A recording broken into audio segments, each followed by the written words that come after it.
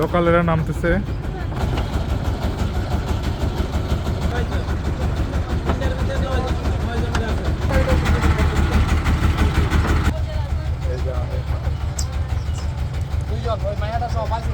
ভাই টিকিট ঠিক আছে?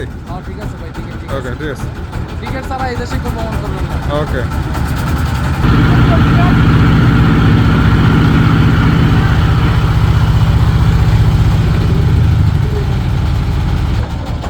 তাদেরকে নামাই দিয়ে আমরা এখন আবার বিলাইছড়ির পথে।